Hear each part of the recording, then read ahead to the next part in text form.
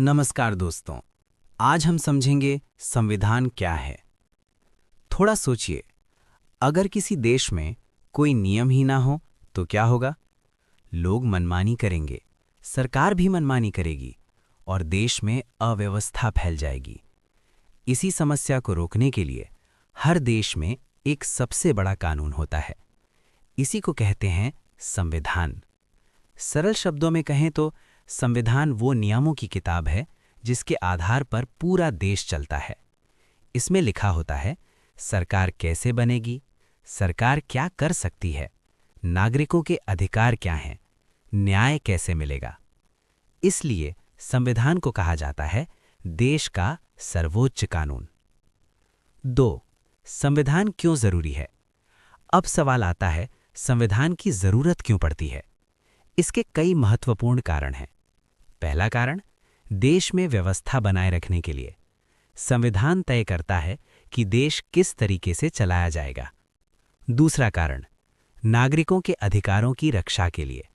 संविधान हमें कई अधिकार देता है, जैसे समानता का अधिकार, स्वतंत्रता का अधिकार, शिक्षा का अधिकार।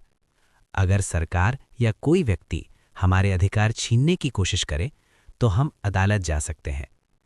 तीसरा कारण, सरकार की शक्ति को सीमित करने के लिए। संविधान कहता है सरकार भी कानून से ऊपर नहीं है। चौथा कारण, लोकतंत्र को मजबूत बनाए रखने के लिए।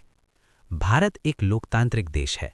यहाँ जनता अपने वोट से सरकार चुनती है और ये व्यवस्था संविधान के कारण ही संभव है। 3. भारत का संविधान कैसे बना? अब समझते हैं भारत का संविधान कैसे बना। साल 1946 में एक सभा बनाई गई जिसका नाम था संविधान सभा। इस सभा का काम था भारत के लिए संविधान बनाना। इसमें लगभग 389 सदस्य थे। संविधान सभा की पहली बैठक 9 दिसंबर 1946 को हुई। इसके बाद संविधान लिखने के लिए एक विशेष समिति बनाई गई जिसका नाम था ड्राफ्टिंग कमेटी। इस समिति के अध्यक्ष थे डॉक्टर भीमराव अंबेडकर। इसी कारण उन्हें कहा जाता है भारतीय संविधान के मुख्य शिल्पकार। भारत का संविधान बनाने में 2 साल 11 महीने और 18 दिन का समय लगा। इसके बाद 26 नवंबर 1949 को संविधान अपनाया गया और 26 जनवरी 1950 को इसे लागू किया गया। इसी दिन भारत एक गणतंत्र देश बना और इसलिए हर साल 26 जनवरी को गणतंत्र दिवस मनाया जाता है। 4. भारतीय संविधान की प्रमुख विशेषताएं। अब जानते हैं भारतीय संविधान की कुछ महत्वपूर्ण विशेषताएं। पहली विशेषता, ये दुनिया का सबसे लंबा लिखित संविधान है। दूसरी विशेषता, भारत एक संप्रभु देश है। इसका मतलब है भारत किसी दूसरे देश के अधीन नहीं है। तीसरी विशेषता, भारत एक लोकतांत्रिक देश है। यहाँ जनता सरकार चुनती है। चौथी विशेषता, धर्मनिरपेक्षता।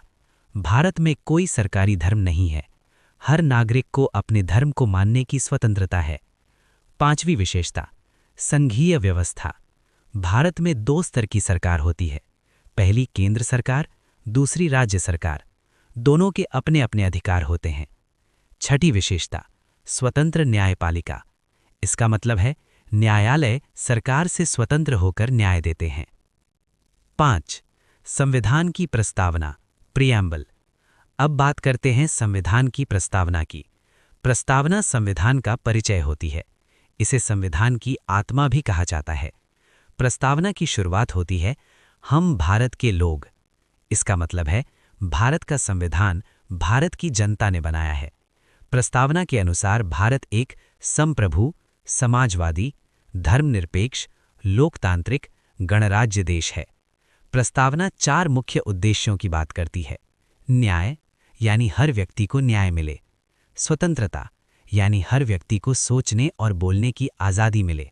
समानता, यानी सभी नागरिक कानून की नज़र में बराबर हों। और बंधुत्व, यानी देश के सभी लोगों में भाईचारा बना रहे। छोटा निष्कर्ष, संविधान किसी भी देश का सबसे महत्वपूर्ण कानून होता है। ये बताता है देश कैसे चलेगा, सरकार कैसे काम करेगी, नागरिकों के अधिकार क्या होंगे।